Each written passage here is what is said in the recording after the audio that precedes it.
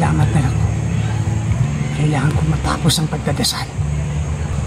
Dan, paano kung mali ka? Tumahimik ka! Wag mo nang ulitin. Pagtudahan siya. Dahil kapag kinasuklaman ka niya, magsisisi ka.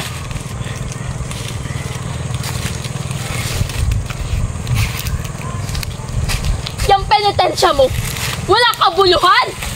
Umalis ka sa harapan ko! Hindi mo ba alam ang ginagawa mo? Ginagalit mo siya! Sige! Sagutin mo ako! 5 taon na natin itong ginagawa! Tuwing sasapit yung Semana Santa, umakit tayo sa bundok na to! May nangyayari ba? Gumaling ka ba sa sakit mo? Di ba hindi? Dapat tayo anak natin!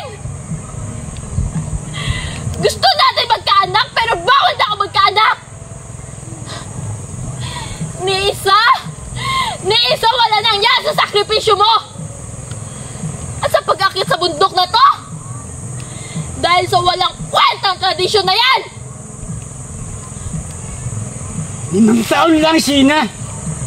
Naiinip ka na?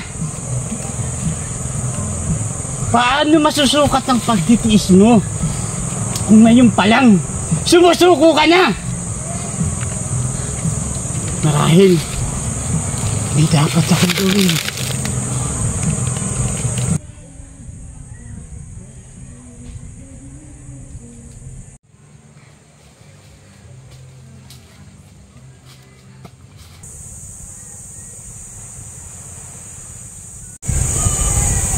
Kak, ano ginagawa ng kuya mo?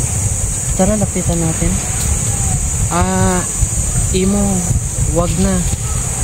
Kasi baka magalit sa atin si kuya. Ayaw niya kasi nag-iistorbo sa ginagawa niya. Asus, may tatanong lang naman ako. Kuya Dan, ano po ba ginagawa niyo?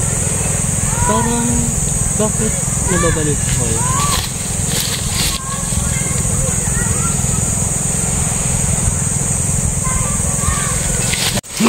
Wala kang karapatan guluhin ang pakikipag-usap ko sa Diyos! Bitawan mo nga siya! Bitawan mo siya! Doon ka muna kayo! Doon muna kayo! Dan, ano ba nangyayari sa'yo? Bakit nagiging aggressive at papanakit ka na? Yan ba yung resulta na sinasabi mong pagsunod sa kanya? Mali ka! Hindi niya gusto na magkaganyan ka! At hindi siya matutuwa na nagkakaganyan ka! Baka iba yung sinasamba mo? Baka hindi siya! Gina, huwag mong pinagsasabihan si kuya ng ganyan.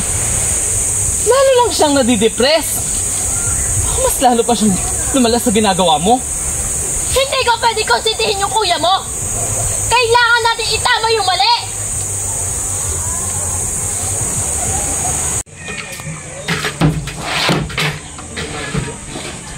Dan, wala magmamana sa mana ng ama mo dahil babae ang anak mo. Paano mo naman nalaman, ate?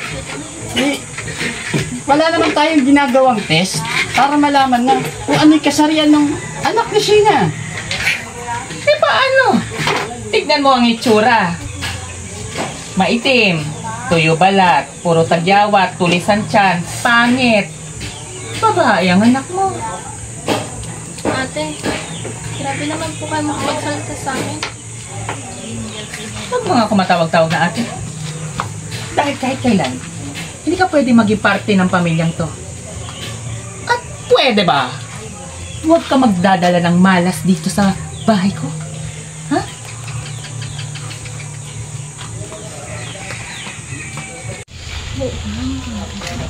Pero, grabe naman yung asawa mo. Trying hard. Wala baba hanggang dito. Walang tigil. Nag-aalala na nga ako eh. Kasi masyado na siyang obsessed sa ginagawa niya. Eh, hindi naman siya ganun dati. Eh, simula nung sunod-sunod na problema yung dumating sa amin, pakiramdam niya, pinaparusahan na siya ng Diyos.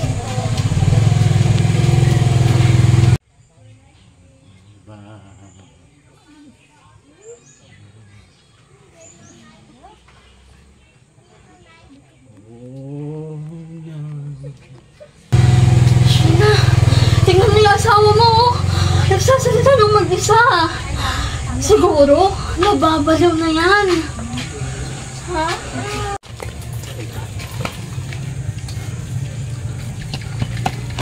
Mina, alam mo ba? Narinig ko. Nag-uusap si Terry at si China.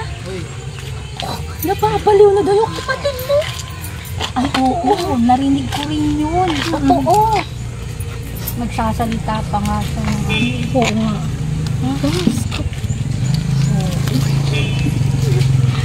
Ayaw niyo maniwala. Maniwala.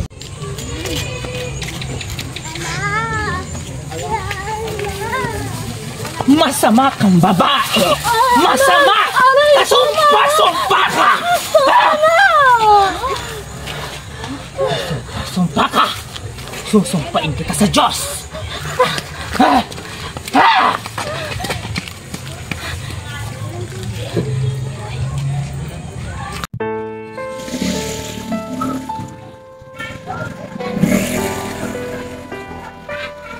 Dan, ngayong patay na ang anak.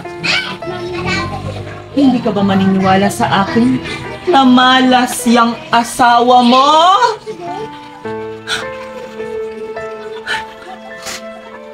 Kung pinaniwalaan niyo lang ako, kung sinunod niyo lang ang mga sinabi ko, na kapag magtatayo kayo ng pintuan sa bahay ninyo, dapat katapat sa araw para pumasok ang grasya. Pero hindi niyo ginawa. At kapag magwawalis kayo ng gabi, dapat hindi palabas, padoob. Pero ginawa ninyo. Ayan, lumabas tuloy ngayon ang grasya. Nagkamalas-malas kayo. Ay, mas sinabi ko na sa inyo, hindi kasi kayo naniniwala. At dapat naglalagay kayo ng mga pampaswerte dyan sa mga dingding para pumasok yung mga magagandang espiritu. Hindi kayo pasukan ng mga masasamang espiritu. Ayun tuloy. Naalala ko, dumalaw kayo sa patay. Hindi kayo nagpagpag. Kaya ano nangyari? Sinundan kayo ng patay. May namatay sa pamilya ninyo. Kaya ayun, hindi ako nagkamali. Namatay yung anak niyo. Tama ako. Namatay yung anak niyo.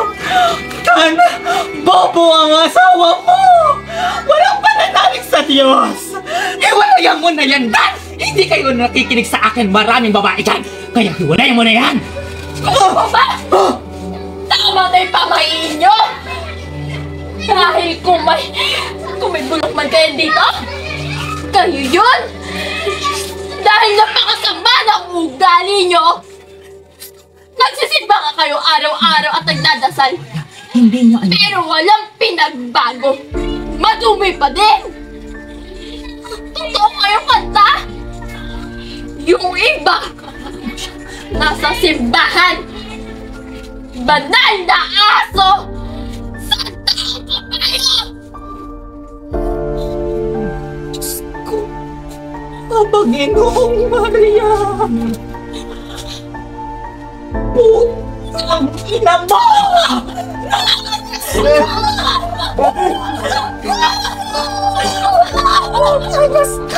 Lumayas ka!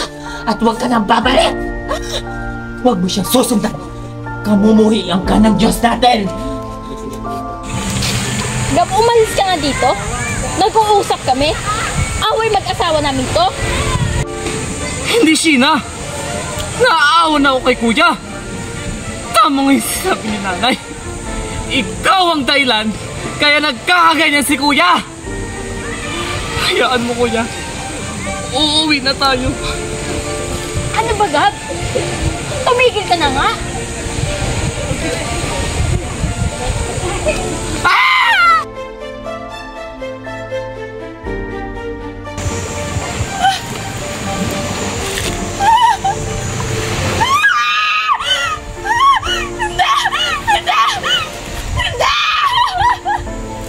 Sigurado na ako na matutupad na lahat ng hiniling ko. Nagagaling na ako sa sakit kong kanser. At magkakaanak na uli kami ni Sheena. Dahil may alay na ako. Diyos ko! Tinupad ko na ang hiling mo! Ang magsakripisyo! Tinupad ko na!